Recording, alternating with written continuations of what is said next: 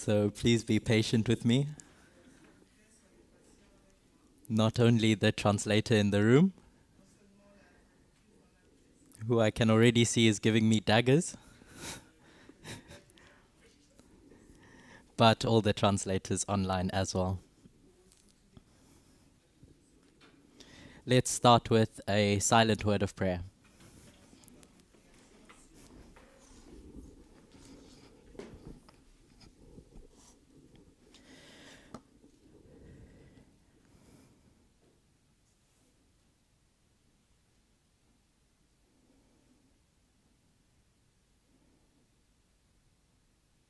Amen.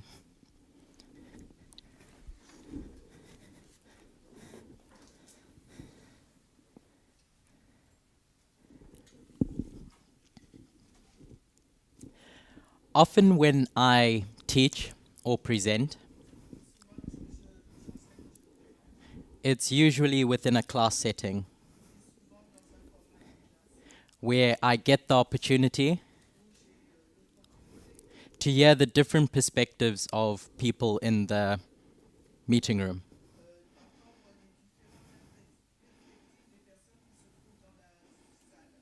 And as I said, usually that's not with a translator.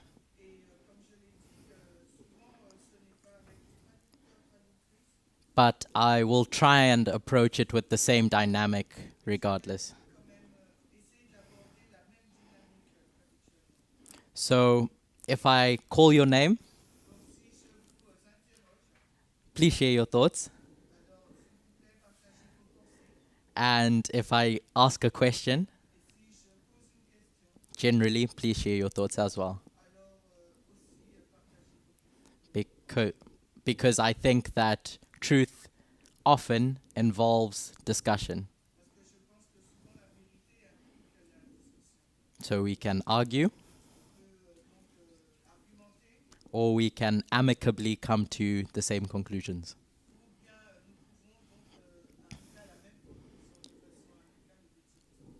So often when we consider methodology,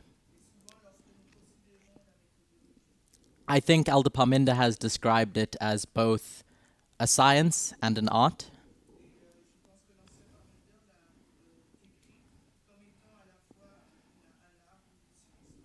What I've understood him to mean by that is that there's certain rules that you can follow. And like science, if you follow those rules, you'll come to the same conclusion over and over again. But the art part is that it's not so straightforward. Things can change shape, can change conclusion, dependent on the perspective and the way the artist decides to use their paintbrush.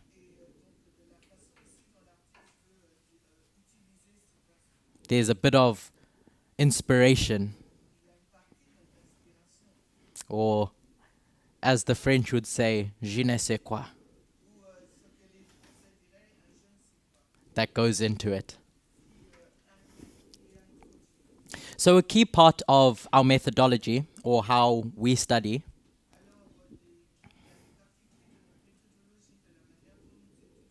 is using line upon line,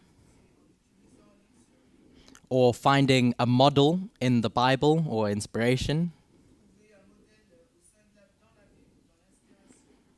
that can support the hypothesis that we have. So we look for structures, or we look for a repeating pattern that we see over and over again. But ultimately, what purpose does that serve? How does that benefit us in trying to arrive at the truth?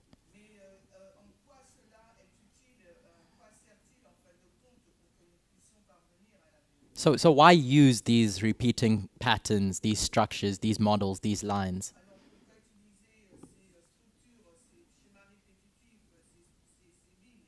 Janice?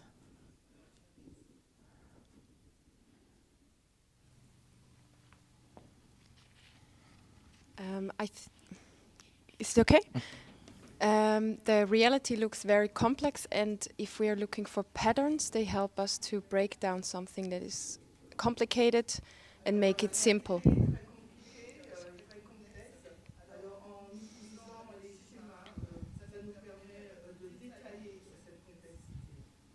So we use it to break down the complex.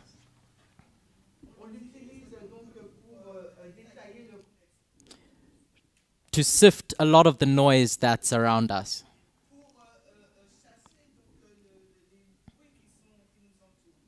Another element that Elder Parminder's brought to our attention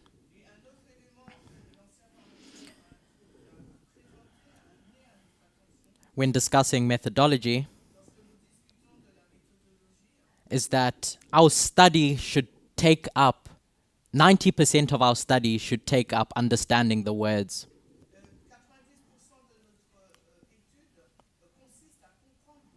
Of the piece of literature we're considering. And once you've understood what those words say, we can turn to structures, repeating patterns, or lines.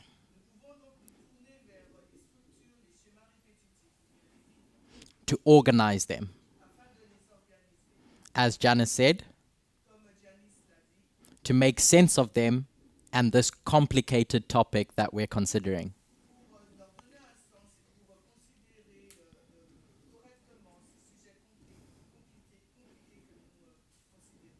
So given the time in which we're in as a movement, for the time that I've considered the relevance of prophetic truths as being part of the movement,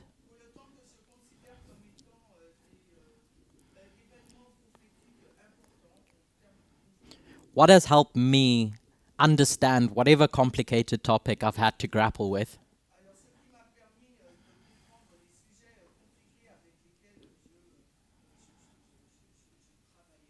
is going to its first principles. What that means is breaking it down to its origins, its simplest form.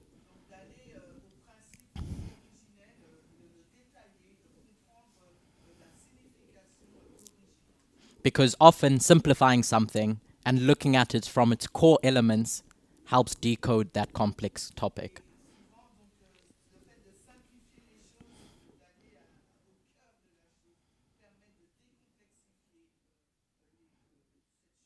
Whether that's in academia or whether it's considering prophetic truths.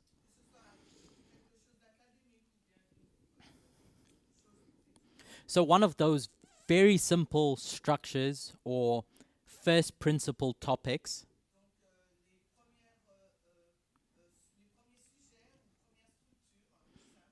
is the repeating pattern of Boston, Concord, and Exeter. Now, Elder Parminder broached this topic at the International Camp meeting.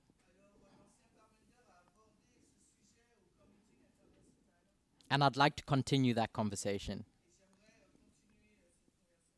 And if we can come to a conclusion together, use that conclusion to try and understand what our expectations are and what we're seeing in front of us in the world. So, that repeating pattern. It is, as I described, a story about a message that Samuel Snow gives at 3 specific camp meetings when he was preaching the midnight cry. When Samuel Snow went to each of these camp meetings, more and more people believed him each time he presented it. He was preaching the same message, but there was a bit more emphasis on the conclusion that he was making each time.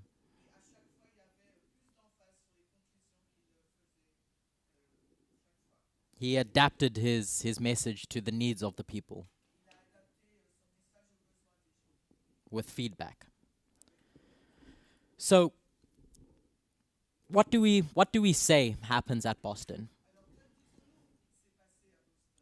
with regards to the message? Just shout it out. It's unsealed. So we have a message unsealed at Boston. And what do we say happens at Concord?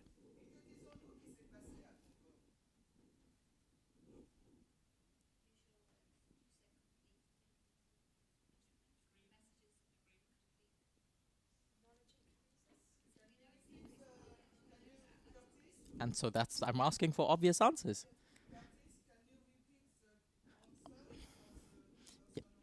Yes.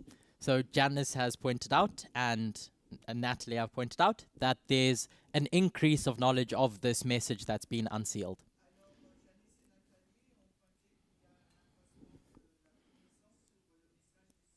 So what we're doing when we say this is we're taking two different repeating patterns,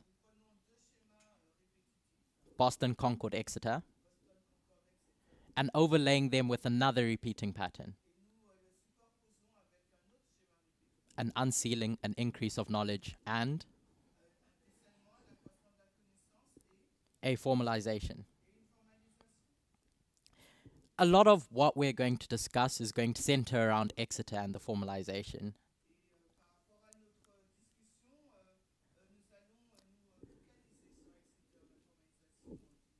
So I really want to take some time agreeing and getting to grips with what that means.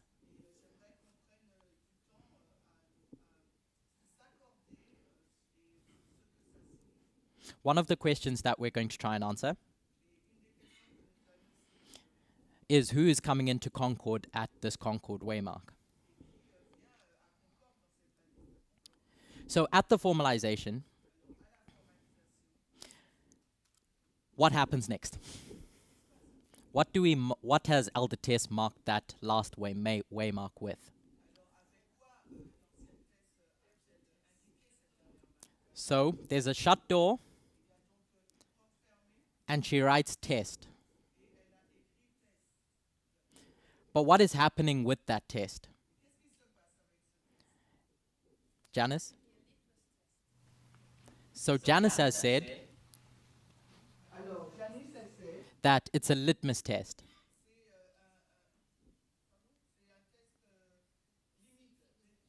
So if I understood what she said, it's revealing something that's prior. Another way of saying that is what Natalie just said, is that you're getting your results of this test that's being done.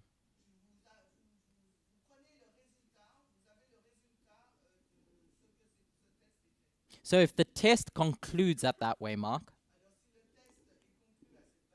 where does the test begin? Christian? Does anyone have a different perspective? Okay. So you're saying it's at Exeter. Why does it begin there and not before?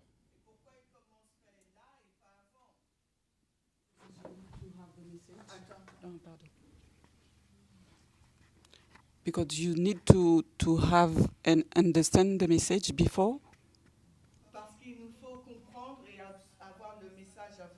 So there's a period of time which God gives you to grapple with this message that's been unsealed.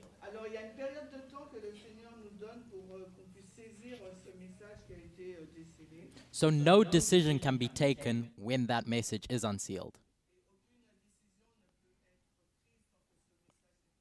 When is a decision made? At Exeter. Okay. So, in Elder Parminder's studies at the ICM, he approached this from external events. But I want to do the opposite.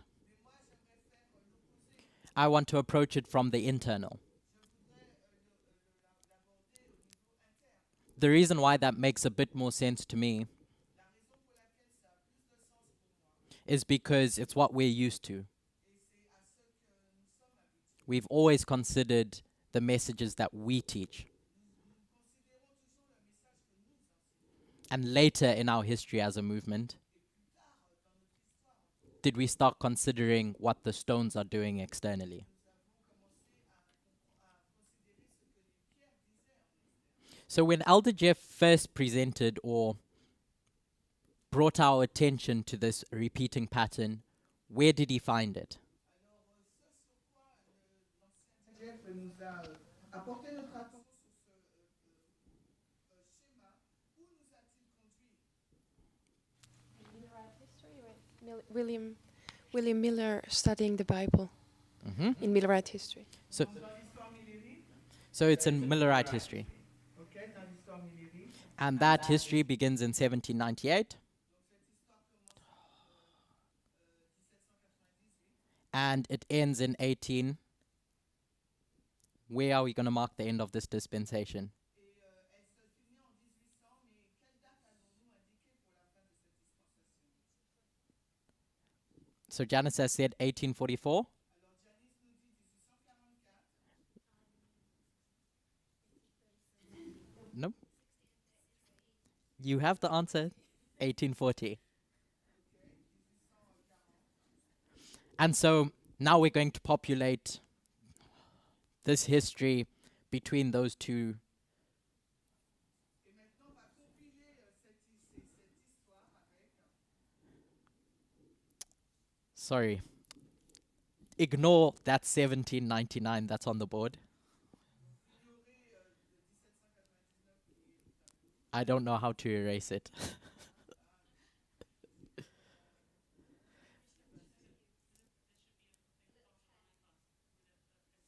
Yeah, that's not working. Okay, there we go. Unfortunately, I was coerced into using a different application than I'm used to.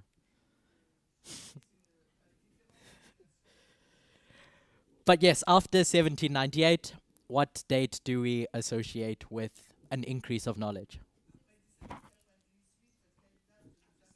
After 1798.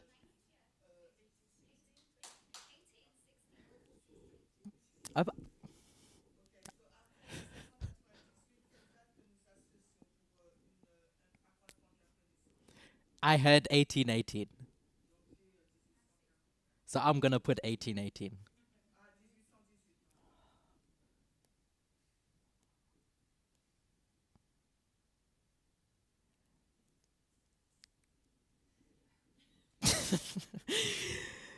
And once we get to the formalization, 1833.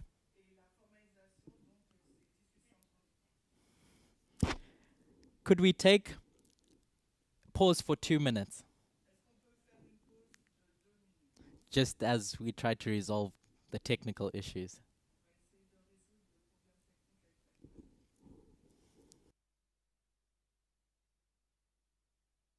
For that. But in 1798, we know that the first angel's message arrives.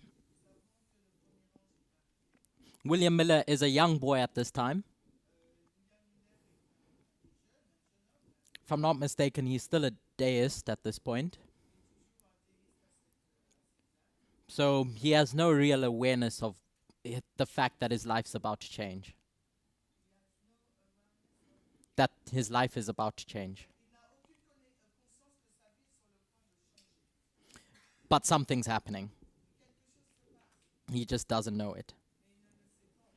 And then we get to 1818, and he reaches the conclusion that Christ is going to come in about 25 years.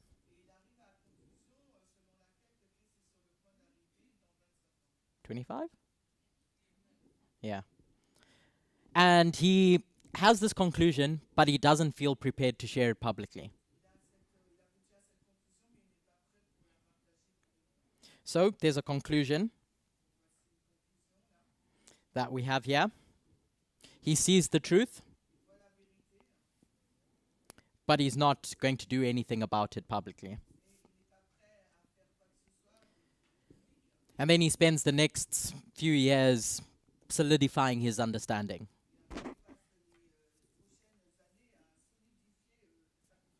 Until in 1833, he publicly preaches for the first time. And he receives his preaching license after the fact. Externally, I think we mark a meteor shower or something that happens.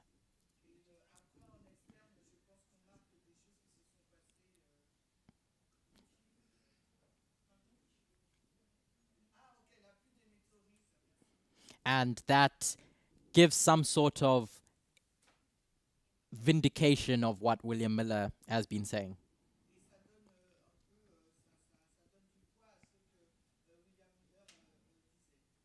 And so in 1840, the Ottoman Empire falls. When was the time to recognize that fall of the Ottoman Empire? When should people have taken notice that this is happening or is going to happen?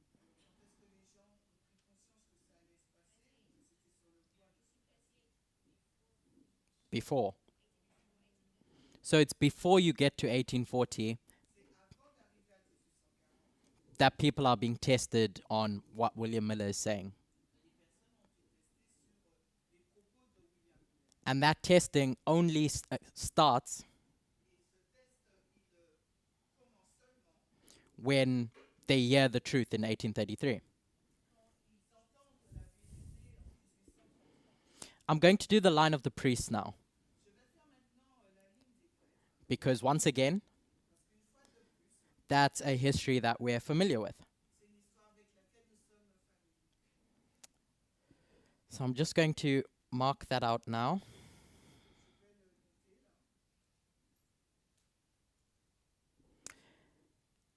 In 1989, the first angel's message arrives. I don't know, I can't remember what Elder Jeff is doing with his life at that point.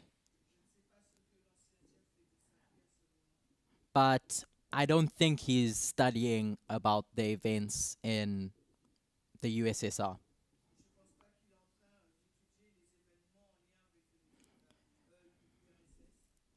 But we get to 1991, and he does a study on reform lines, on line upon line. And that sets him up, sets the movement up for what follows next in 1996 when that message is formalized. The Time of the End magazine. And what is the conclusion in the Time of the End magazine? What's the primary conclusion? Like what is he telling the church about? That the Sunday law is coming. And we're living in the dispensation in which that Sunday law is going to come. So could people have recognized that in 1989? There was no way in which they could. Because the message has just arrived. They need the methodology to get to that conclusion. we comes at that increase of knowledge in 91. And then in 96, they're tested. Now, humanity is going to be held accountable. Specifically in that dispensation, Adventist leadership. And then in 2001, events take place Les événements ont lieu, that either confirm or discard this whole message that Jeff has been studying. And that shut door occurs. So, change of behavior only expected at 96. Not before. I'm repeating the same point over and over again. So that when we come to parables now,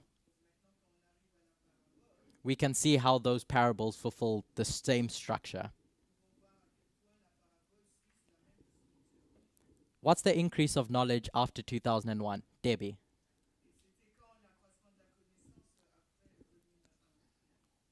What year do we associate with that, Waymark?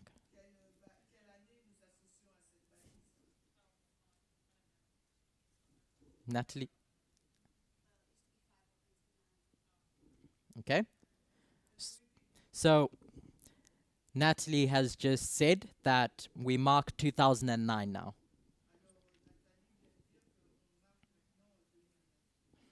What happened in 2009? What study was done in 2009?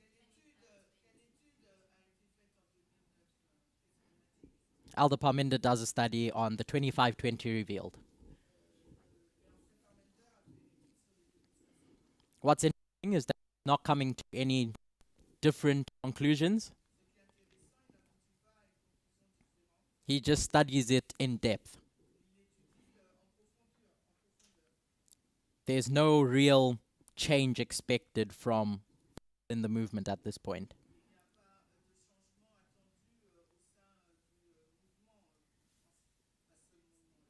But then in 2012, what happens? What does he do, Emma?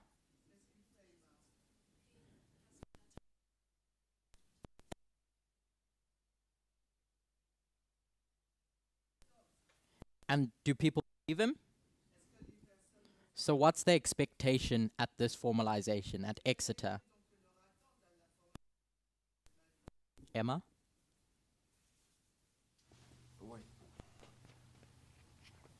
The expectation is that people would believe him. If we go, Ashley, what are you asking? Sorry. It's okay. Say that. Yeah, the expectation is that people would believe him because the message is being formalized now. donc l'attente c'était que les personnes puissent le croire puisque le message a été formalisé là. So there's an expectation that people change how they relate to time within our dispensation. Donc il y a une attente, un changement des personnes par rapport à leur compréhension sur le temps dans cette histoire. Despite unaware to us Malgré que ce soit, nous n'en soyons pas conscients, that from the moment Elder Jeff said that we're living in the time of the end, time became a component of our message. But there's an expectation that we're tested now. Are we tested in 2014? Iseline? Are we tested in 2014? sommes-nous testés en 2014? For me, yes. Yes, About what? because it's about the message we received before, the previous message. Why would Iseline has said we're tested about the previous message? Et là, et Saline dit qu'on a été testé sur le message précédent. But it's the end. Oh, you mean is it the beginning or the end? It's what you mean? I mean, 2014 is the end of the test. The period of the test is from 2012 till 2014. So Iseline has pointed out Donc Saline a souligné that it's the end of this testing period. between these 2 years? Okay, the last dispensation that we're going to consider is between 2014 and 2019. So we get to 2014, and as we've been saying all along, a message is unsealed.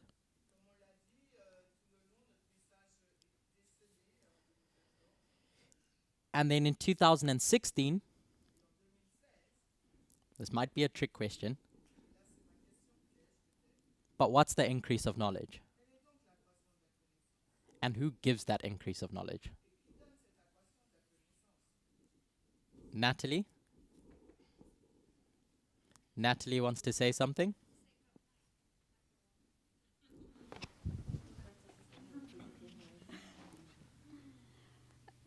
I've got a feeling I'm going to be wrong, but is it the king of the south and the king of the north? So Natalie has said that it's about the king of the south and the king of the north.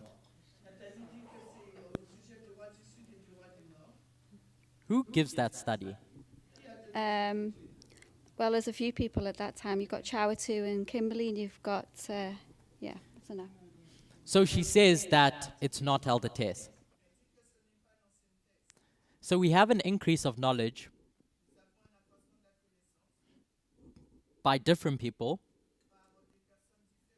about the king of the north and the king of the south.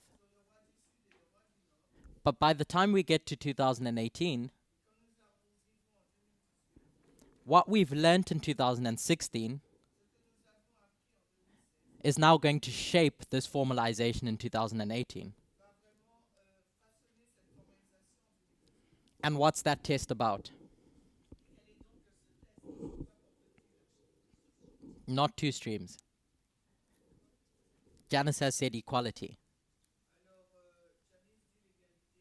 Throughout every formalization, you're going to see 2 streams. One stream that's giving you truth, and another stream that's giving you error. That leads you to either reject equality or accept it. So 2 streams can't be the test. The streams lead you to a conclusion.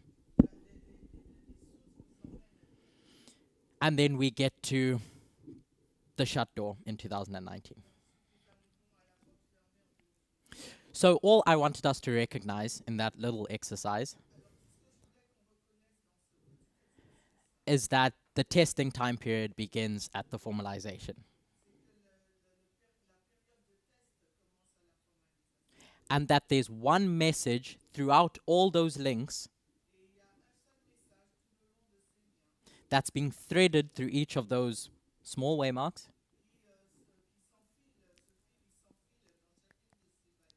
But it's developing until it gets to the point where it tests you and it requires you to change your behavior. There's a connection between this increase of knowledge and formalization.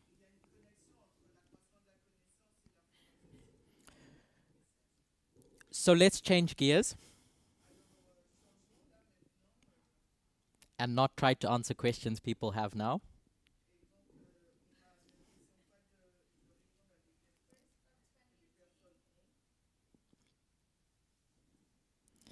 Let's change gears.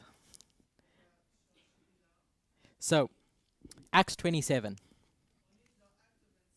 There's one specific history in that story that caught my attention, given the fact that we're considering that dispensation in all of our studies. What dispensation is that? Janice?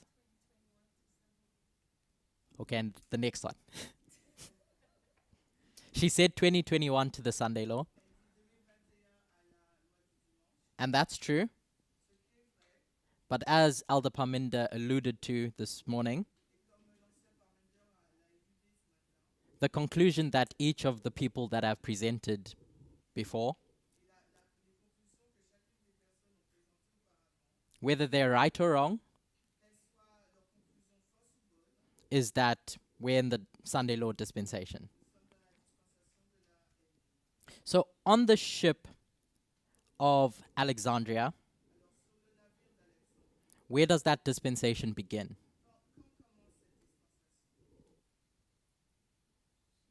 At shipwreck. When he shipwrecks on the Isle of Malta.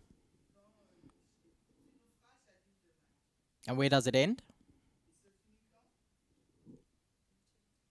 Gabriella?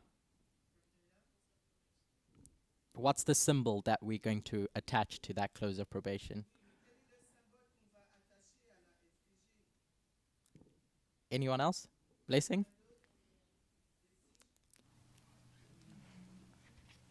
Paul leaves the island. So Blessing has said Paul leaves the island on another ship.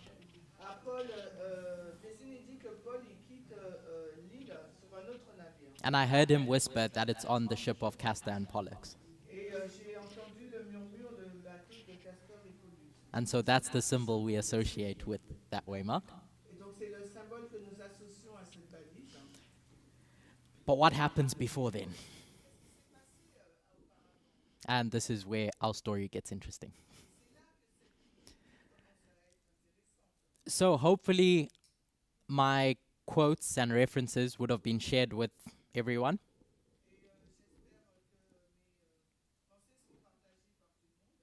So our first reference is the first quote.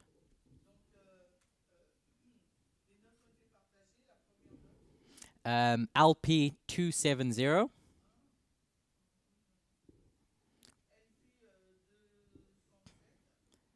Paragraph 2. And I'm just going to read that. I'll paraphrase a bit and then I'll read directly from it.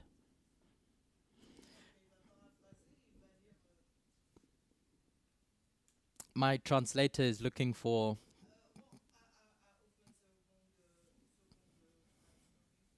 That's okay. Take your time. So while she's looking for that, I'll paraphrase. We're on the island now, and they're going to have a bonfire. Paul goes around looking for wood. And when he finds wood and puts it in the fire, a snake jumps up and bites him. And the islanders are in shock. And in their minds, they conclude, this person is definitely a murderer.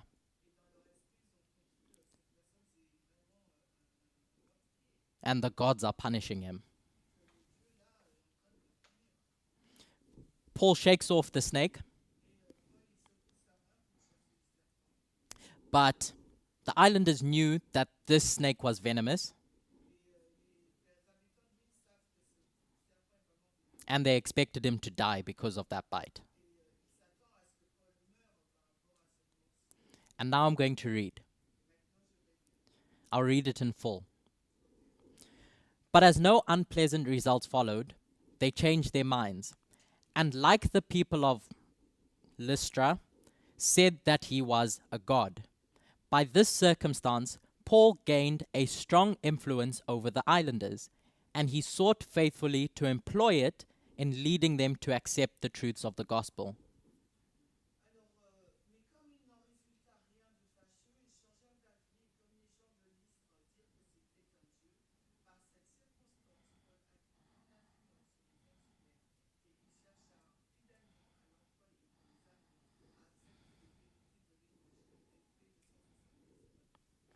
So it's at this point where Paul starts to get recognition about who he is. And in Paul's mind, he thinks, I'm going to use this to my advantage.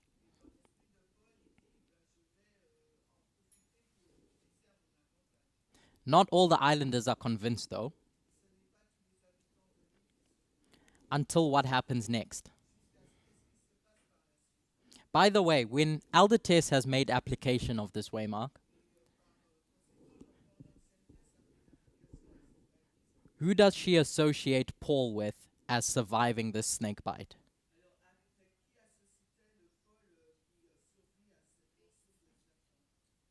I've heard three different answers: the movement, priests, and Jesus.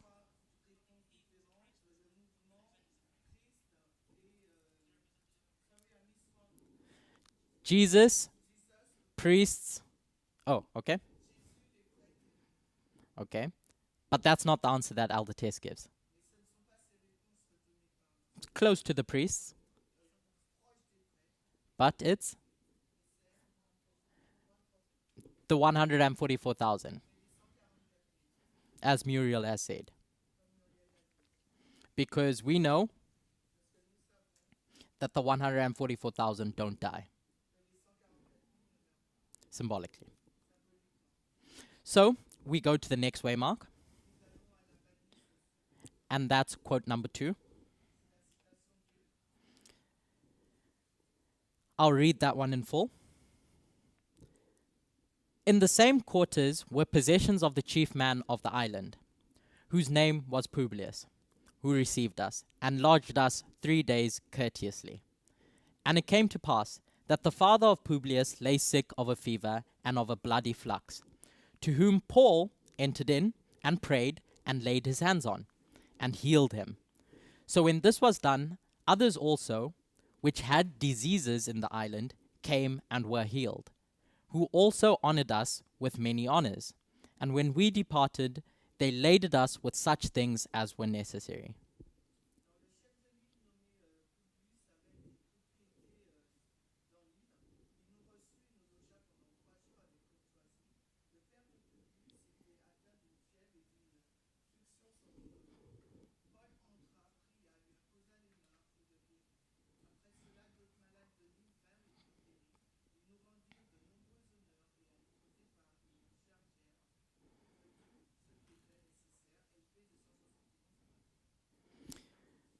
So there's a sickness and there's a healing. Symbolically, what does Ellen White and the Bible associate sickness with?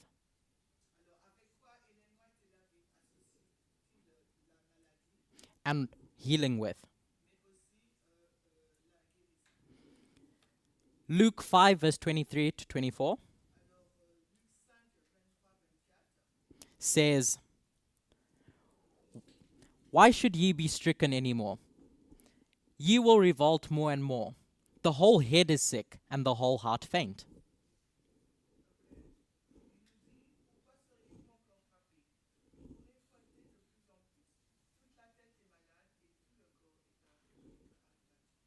Now, when talking about the Israelite structure, the Pharisees, the church,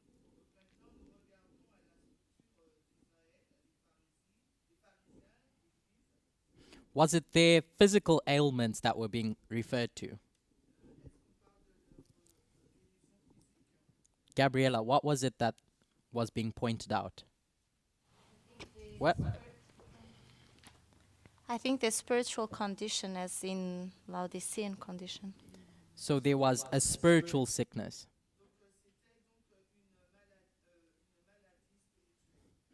Sin. A sin problem was being identified. There's more evidence of that in Isaiah. We can go there. So Isaiah 1 verse 5 and 6. It says, "Why should ye be stricken any more? Ye will revolt more and more. The whole head is sick and the whole..." So my translator has pointed out that I used the same reference twice. But I will give you the correct reference after the fact.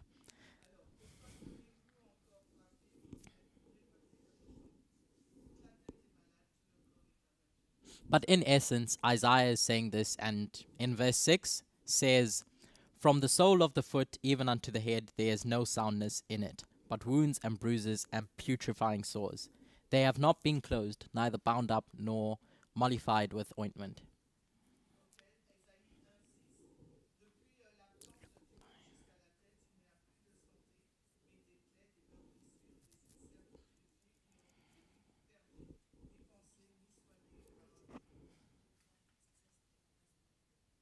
Yeah. So, Emma, could you read Luke 5, verse 23 to 24?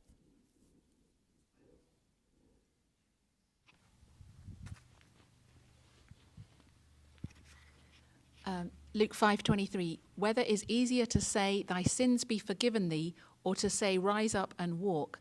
But that ye may know that the Son of Man hath power upon earth to forgive sins. Christ said unto the sick of the palsy, I say unto thee, arise and take up thy couch and go into thine house.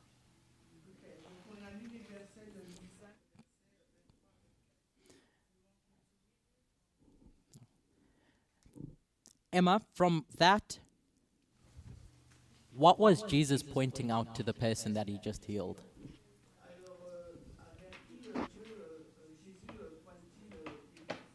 What connection was he making between what he's just done? And the connection between spiritual healing and physical healing. So, when we think of the healing that Paul does on the island, and we think of the flock of people that come to Paul for healing now,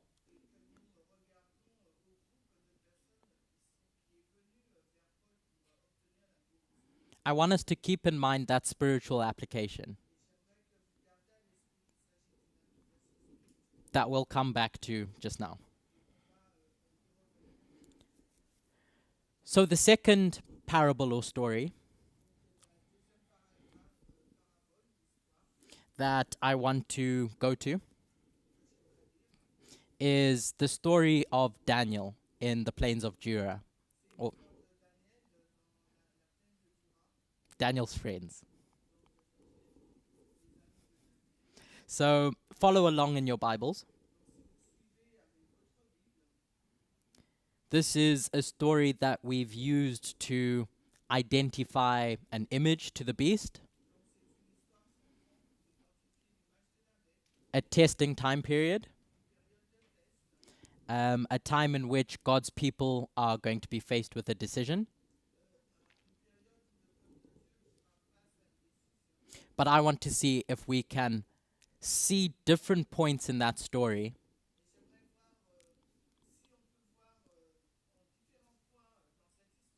and associate them with the repeating pattern that we've just gone through. So, Daniel 3 verse 1. Give me a moment to go there. Emma, could you read Daniel 3 verse 1?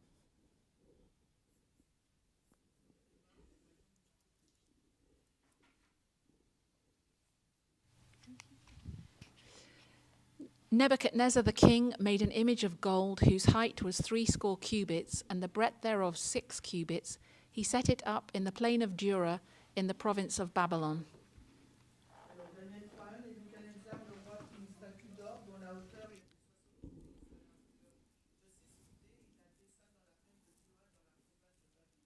So before anything could be done,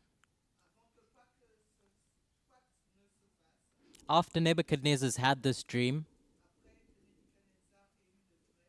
he has to create an image first. So that image arrives on the scene of God's people.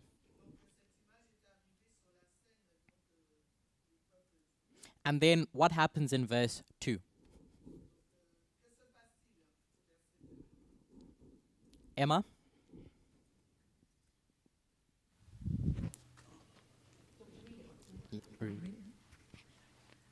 Then Nebuchadnezzar the king sent to gather together the princes, the governors, and the captains, the judges, the treasurers, the counselors, the sheriffs, and all the rulers of the provinces to come to the dedication of the image which Nebuchadnezzar the king had set up.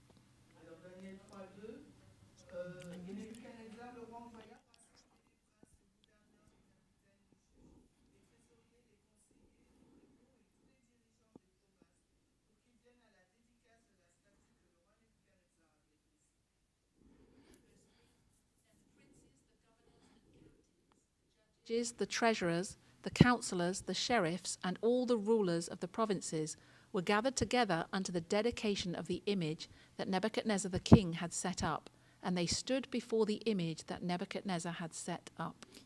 Daniel 3:3, alors les princes, les gouverneurs, Ok. les trésoriers, les conseillers, les prévôts et tous les dirigeants des provinces s'assemblèrent pour la dédicace de la statue que le roi Nebuchadnezzar avait dressée, et ils se tinrent debout devant la statue qu'avait dressée Nebuchadnezzar. So first Nebuchadnezzar has to make that image and put it in the plains of Jura. Alors premièrement, Nebuchadnezzar doit faire cette statue et la placer à la plaine du Jura. And then he calls everyone in the province, Ensuite, il a convoqué toutes les personnes de la province, specifically those in charge, particulièrement ceux qui sont responsables, to come and see what he's done. In Elder Parminder's studies in the International Camp meeting, some of the contributions were that you see something at the increase of knowledge. William Miller sees the truth.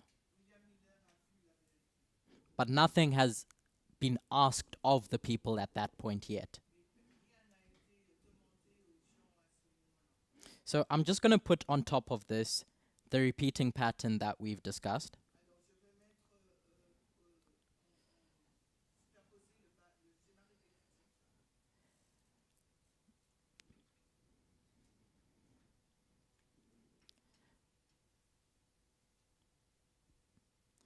So we have the image created and then the gathering where something is seen.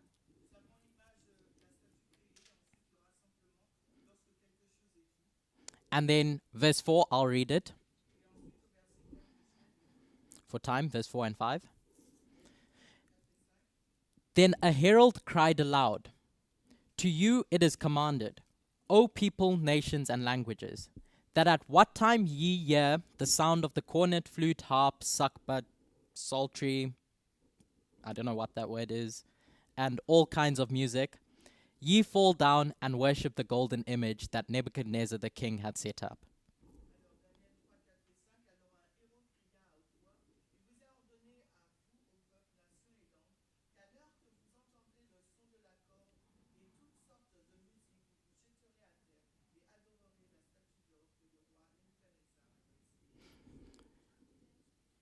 Sure.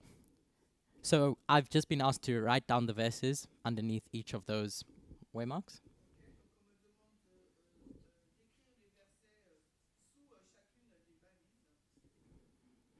So the second one is Daniel 3, verse 2 to 3. And the third being Daniel 3, verse 4 and 5. Where there's this call to worship what had been set up.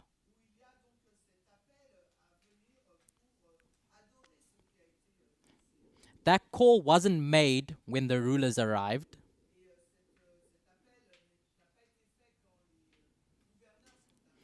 That call to worship wasn't made when Nebuchadnezzar made the image.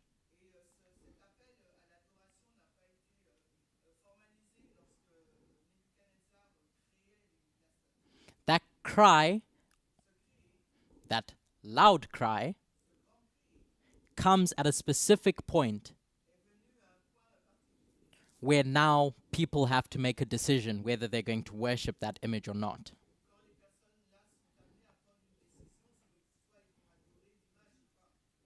And then we're going to skip a bunch of verses and go to verse 19 and 20.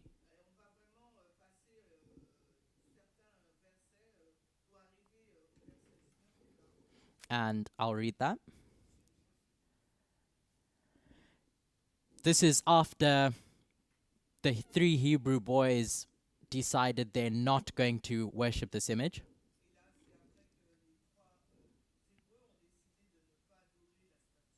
And now they're going to be punished. Then was Nebuchadnezzar full of fury, and the form of his visage was changed against Shadrach, Meshach, and Abednego. Therefore he spake, and commanded that they should heat the furnace 7 times more than it was won't to be heated. And he commanded the most mighty men that were in his army to bind Shadrach, Meshach, and Abednego, and to cast them into the burning fiery furnace.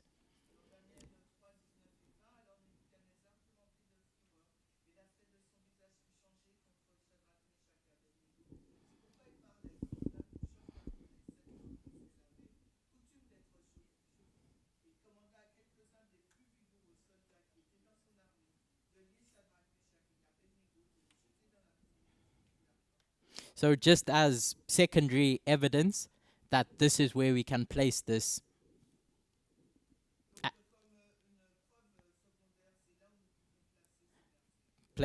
verse is what is the 7 times associated with?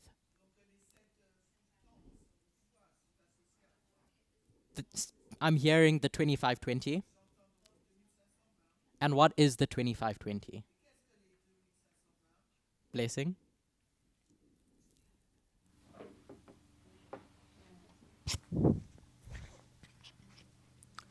It's the time of trouble for God's people.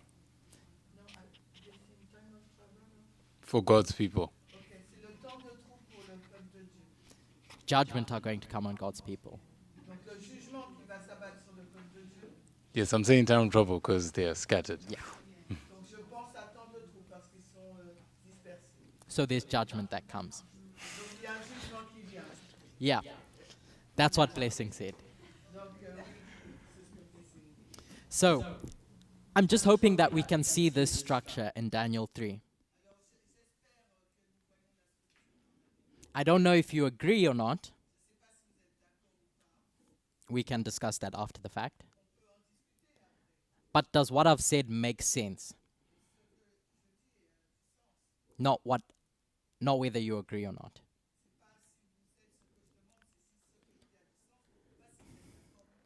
So given that, I'd like to, given the fact that we're discussing the image of the beast,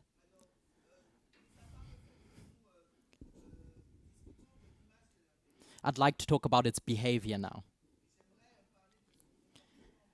And we can juxtapose that with another entity that arrives, is set up at the same waymark.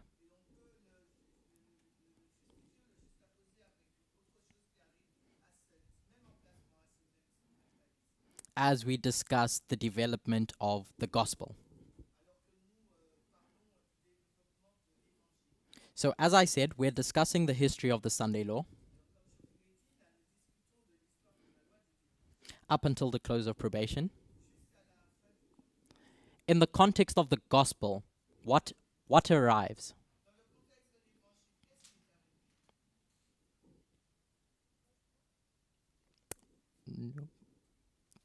Anyone? What arrives at the Sunday law?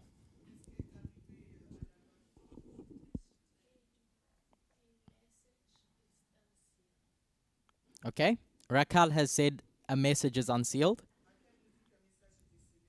And I'm going to say it's the third angel that brings that message. So the third angel's message arrives at the Sunday law. And the French are looking at me with suspicious eyes.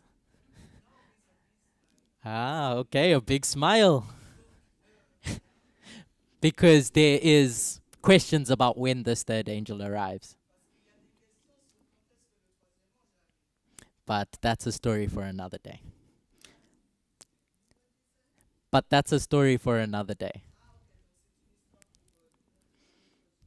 what is the core message of the third angel?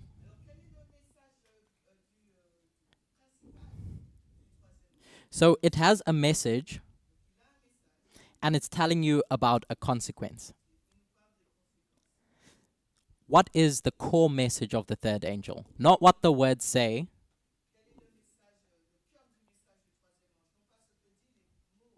But what is it telling you? Natalie? Not what the words say. It's life and death test. There's a life and death test. If you don't do what? What is the gospel about? Worship. Someone has said worship. And worshipping who? What is the gospel about? It's calling us to worship God. So as much as this third angel is warning you about the beast and its image, it can be boiled down to you need to worship God. Mend your relationship with God. Because if you don't, judgment is coming. And then, as we did with the other structures, at the increase of knowledge, it's now understood, it's now visible, and it's this previous message that was unsealed that is visible and is understood.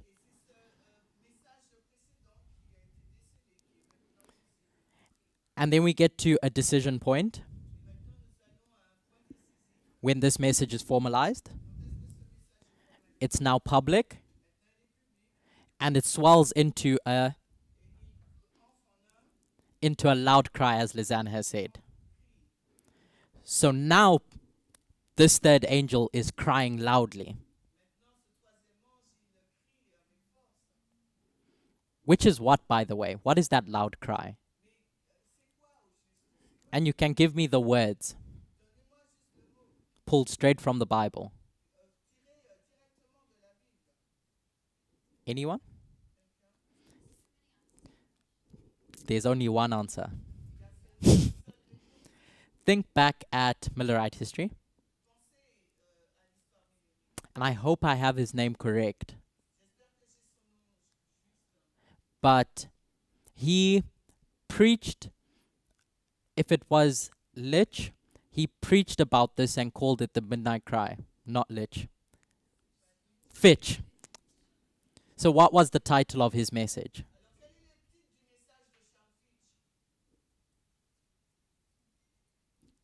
Anyone? Babylon is fallen. And do what? Come out. So at this loud cry, you're being told, come and worship God.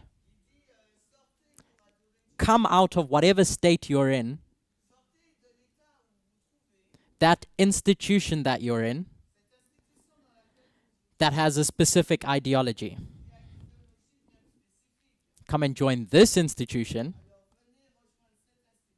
where you can worship God. But it's the same message from the beginning. Worship God.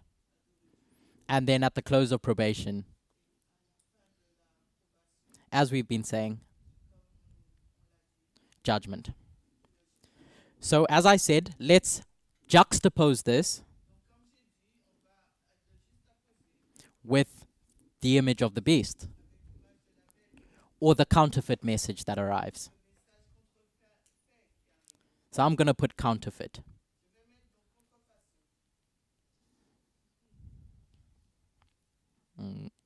I'll do it in black, but in your mind know that it's the counterfeit.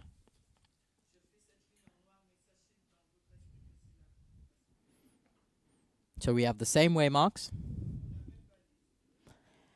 The image of the beast arrives with a message. As we saw in Nebuchadnezzar's story, it has a message. We know that because the third angel's message has a message. The third angel has a message. And if the third angel's message is worship God, what is the message of this image of the beast? At its core, worship who? The beast.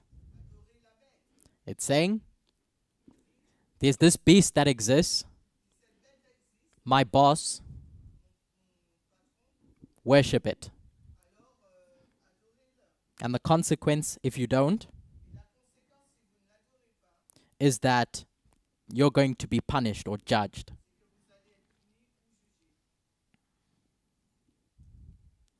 And then at the increase of knowledge, that message is visible. But like we said at the beginning, there's no change of behavior that's required yet.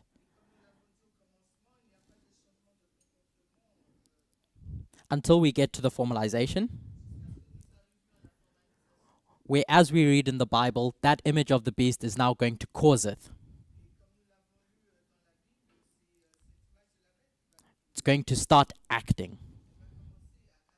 And it's time for you to make a decision. And before I asked the trick question, because I said, what is the message that this image of the beast is preaching? And I said it's to worship the beast. But in reality, what is it saying? Worship me. And so, if at this point, it's saying, worship me, the image of the beast, worship itself, because if you worship me, who are you worshiping? The beast. What can we say about this message that's calling you to worship God? Worship. That third angel is saying, worship who? Worship me. Does that make sense? And when you worship that beast, you receive its mark, the mark of the beast. And when you worship God, you receive the seal of God. As we juxtapose the two. Secondary evidence that this is where you receive the seal or the mark is not not before, is what we spoke about when we spoke about this healing that happens with Paul and Publius's father.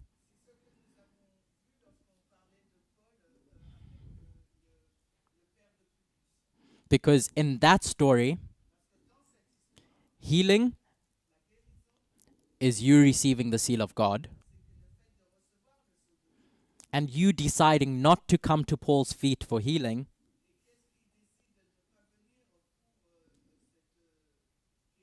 is you staying in that sick condition and receiving the mark of the beast.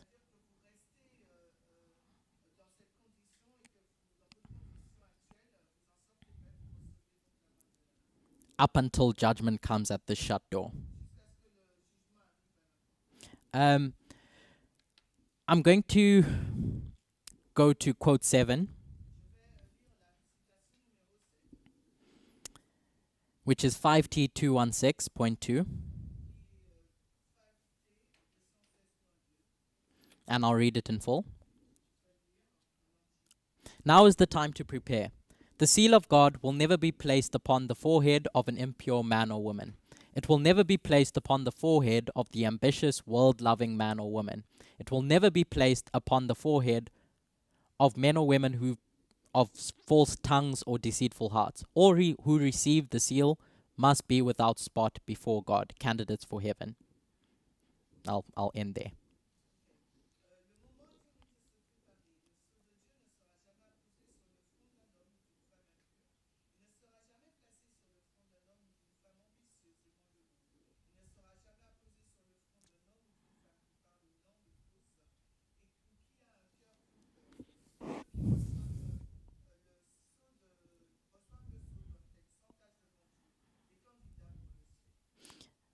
I won't read the next quote for time, but I've just written it down. I've just written it down on the board. In essence, Ellen White is saying that no one can be condemned until they've received sufficient light.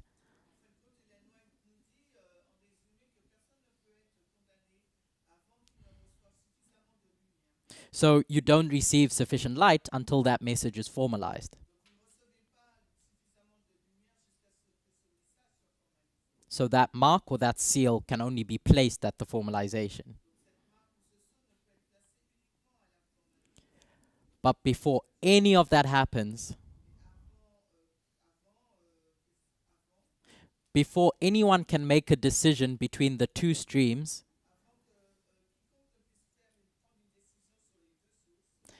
that image is already standing in the plains of Jura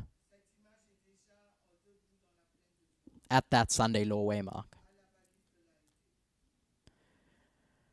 So, taking a step away from these structures and considering Acts 27 again, or the relationship between the Nethinims and us, when do the Nethinims change their leadership? At what point in their story? At Panium? At their middle way mark? At their Sunday law? But before that happens,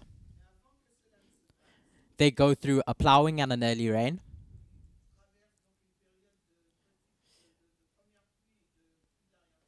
And we've associated the stones crying out as doing that work.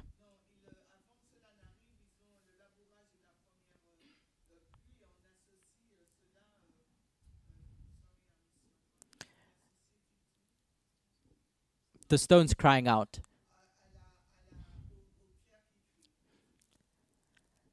Michael Moore, AOC, that plowed them and gave them the early rain. So who gives them a message at the Sunday law? Daniel 11 verse 41. This Sunday law. It's no longer AOC and Michael Moore. It's who? Magda?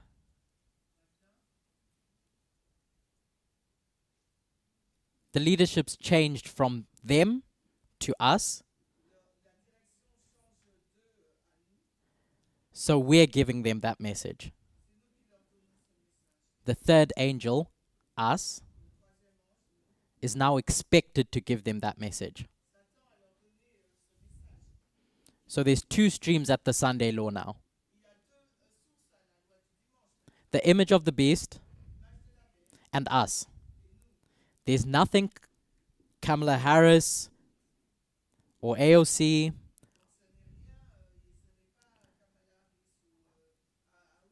or the Democrats can give them anymore. They are not part of the story that's happening at this point. We shouldn't expect to see them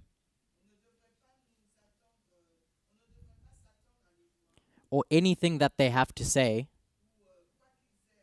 or offer at the Sunday law waymark, because they have no interaction with the Nethinims anymore. In the parable of where their salvation should come from. So, the key point that I wanted to get from all of this was to answer two questions. When the image of the beast is set up, and when it causeth, when it expects people to make a decision. We have 15 minutes left, and in that time, I'd like to consider how that image of the beast is created.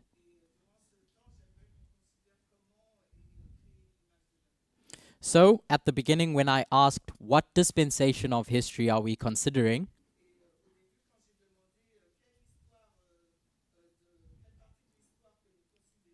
and someone said between Panium and the Sunday law,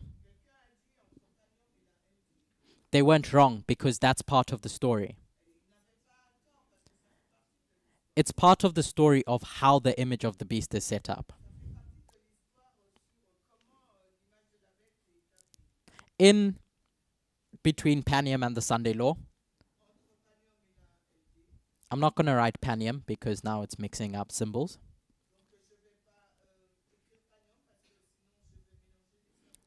I'll put Cyprus.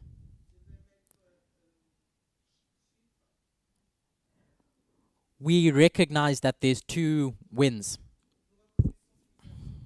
in between that time period.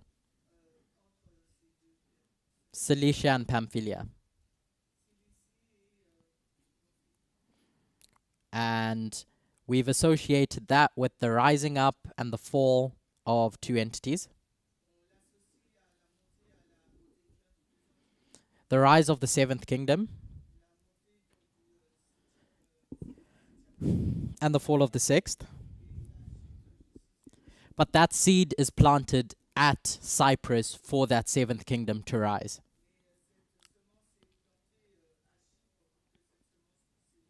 When we mark the agitation of the Sunday Law, I'm going to say at Cyprus, in 2021, why now? Why is there an agitation at that point and not before? What's happening? I'm not asking for the politics, but conceptually, why is there an agitation now? By the public who are agitating this issue. It's because they recognize that something is rising. Borrowing from words of Ellen White, when she sees a beast rising up out of the ocean,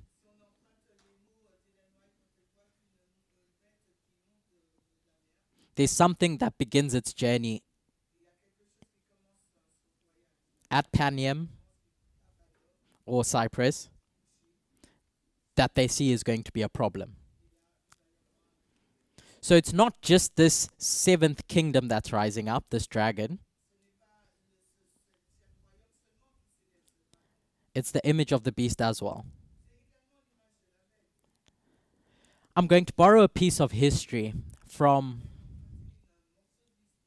Elder Terry's studies to discuss this rise of the dragon and what drives it. So she talks about the Lex Julia.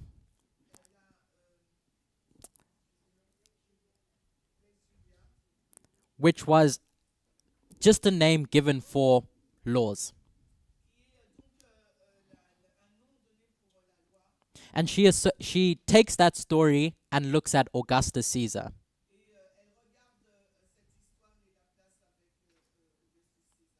And talks about the moral reforms that Augustus Caesar wants to introduce to the Roman people.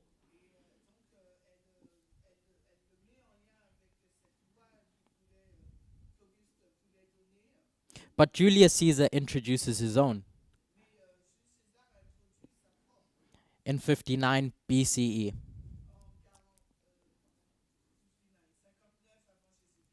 And in that, he wanted to give back to the people what was theirs.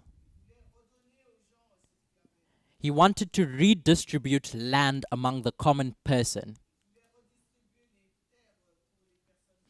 among the poor Roman citizens, among the soldiers, and so he wanted to alleviate poverty. So when Julius Caesar comes into power and what he's campaigning for,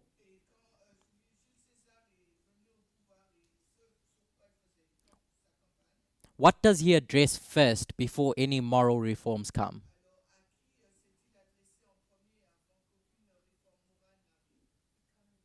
Janice has said the economy. He's just like every populist that has existed. He pulls on the heartstrings of the people.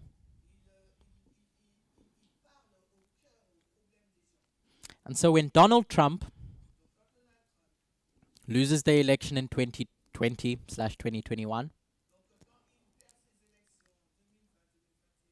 What does he keep screaming in this time period? As he was screaming in 2016, make America's economy great again.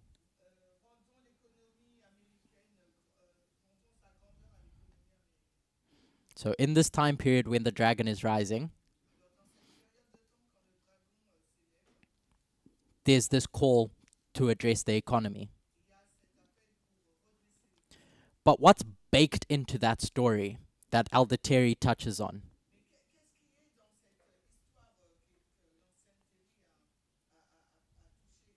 is that you're going to get unexpected consequences of putting this economist in power.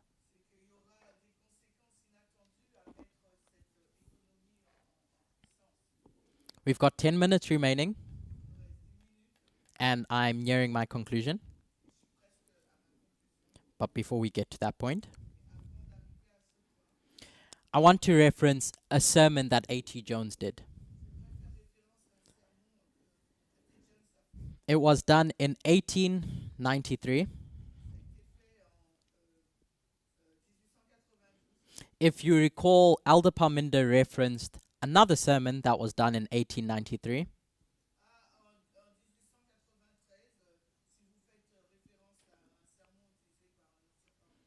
On the mystery of iniquity. But this one was done a few months before in May or March. So let's read quote. No, we won't read quote 9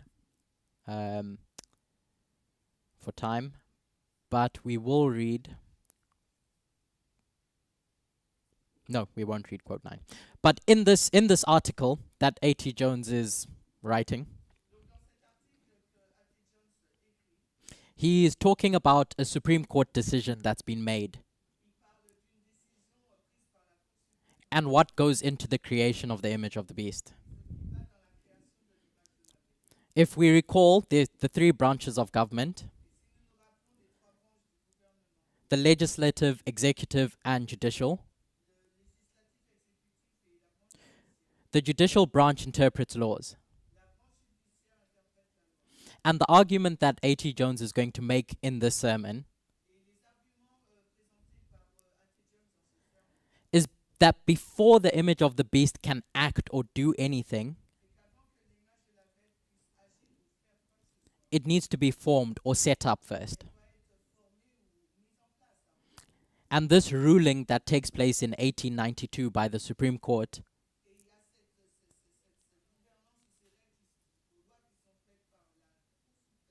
does that forming. In essence, what the Supreme Court did is that they interpreted the Constitution or the nation of America as a Christian nation.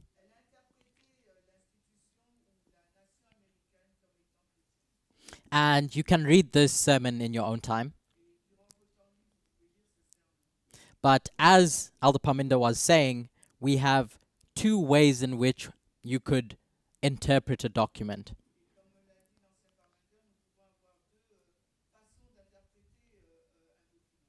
And that's what's at play with the Supreme Court at this point. They use their interpretation to define the essence of America. And in doing that, they create the image of the beast. This is what A.T. Jones is saying.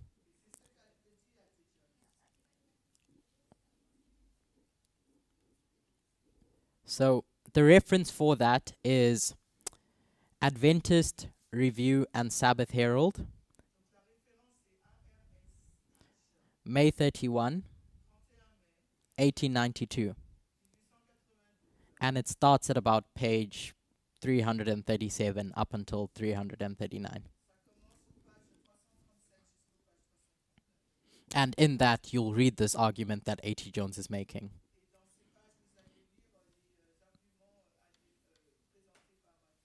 that there's two steps.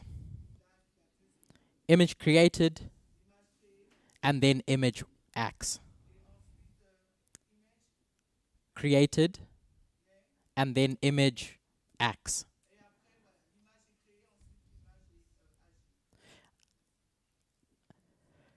If you want, you can look at the history of the papacy taking power in 538.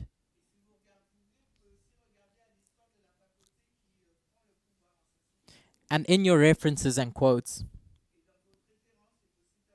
from the same sermon Elder Parminder read from about the mystery of iniquity,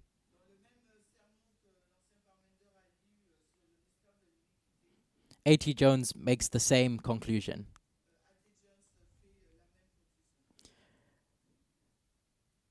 Going back to Acts 27, I'm not going to draw it, but on the ship of Adramyttium, where Euroclydon strikes, we associate those ropes that tie up the ship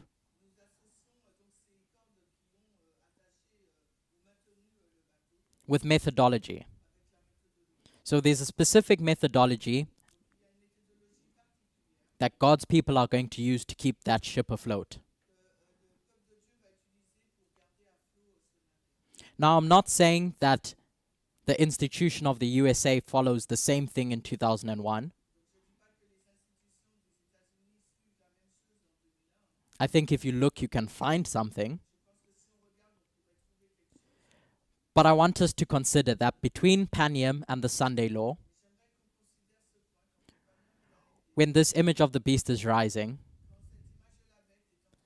there's some form of interpretation that's going into defining what this image of the beast is going to look like.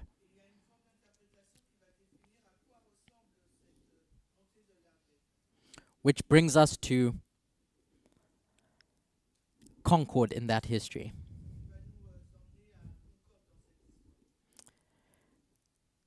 Now, myself and others, let me not mix up symbols, have suggested that Concord is June 24, 2022, when the Supreme Court interpreted the Constitution in a specific way during this time period where the image of the beast is being created.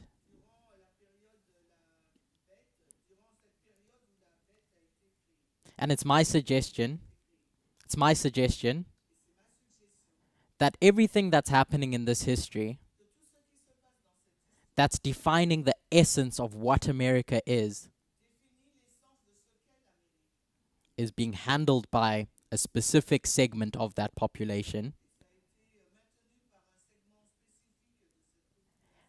as they create the image of the beast. So, this is the harvest of the Levites. What symbol do we associate with Concord in a group's harvest?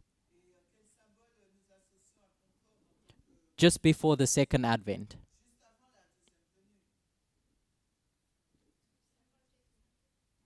Within Jacob's time of trouble, there's a death decree.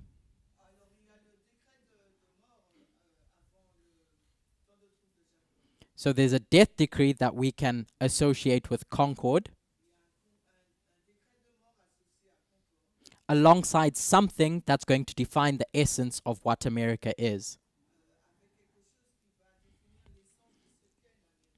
In your quotes and references,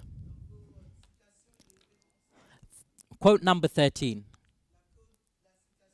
or reference number 13, is an article by The Guardian, which the article title is, after that ruling that had been passed by the Supreme Court,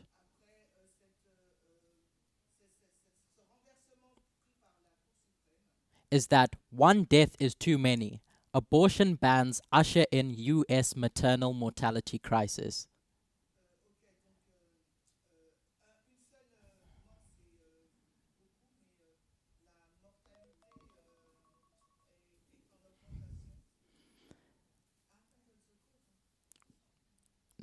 I just read that. Going back to reference number 11. This is taken from a news article.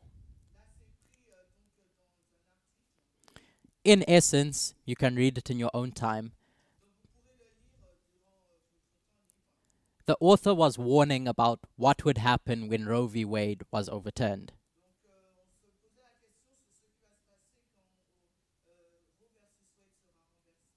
That the maternal mortality rate would increase. Reference number 12 is the same thing. That the US Supreme Court ending the constitutional right to an abortion brought in a string of deaths for women and children.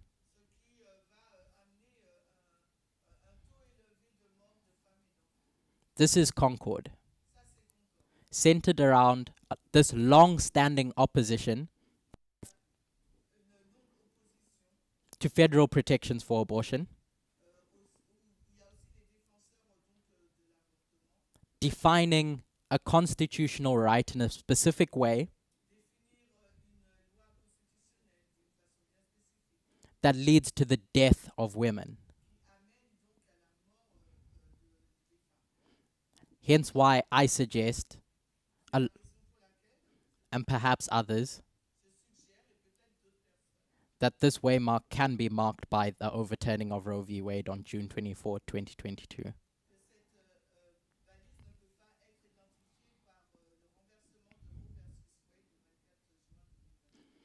Whatever you look for at the formalization, I would suggest that you look for how that contributes to the forming of the image.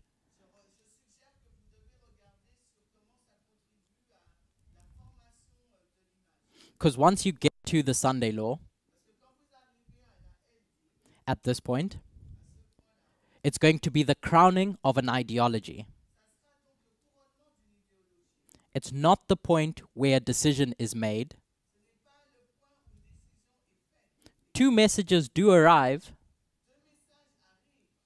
but the test where a decision is made only takes place at the formalization. At the loud cry, Exeter. And so I recognize that through every step that you go through from that unsealing, micro decisions are being made. But your final decision, where you're going to choose between two streams of information, only takes place at an Exeter. I'm going to say this another way. When that image is created, there's no two options that you're making yet. And the alternate option, when it does get time to decision point,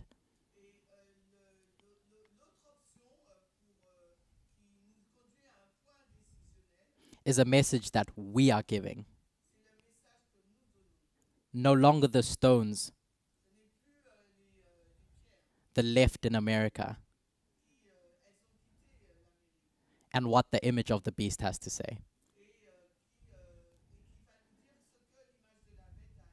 And I don't want to confuse what I'm saying as suggesting that the image of the beast is external, because it's not anymore.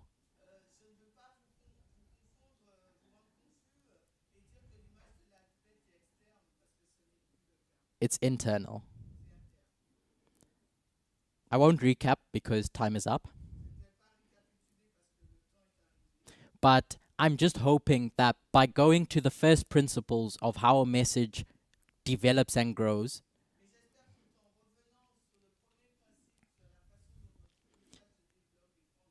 it can try to help us understand what our expectations of the Sunday law are,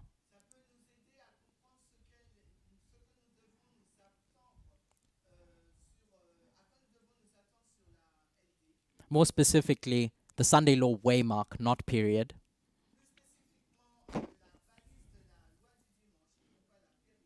And the expectations at Exeter, the loud cry, the formalization.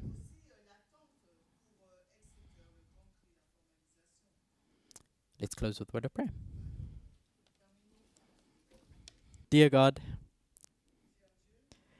thank you for being with us. Thank you for being with us as we studied. I pray that as we contemplate where we are in this earth's history,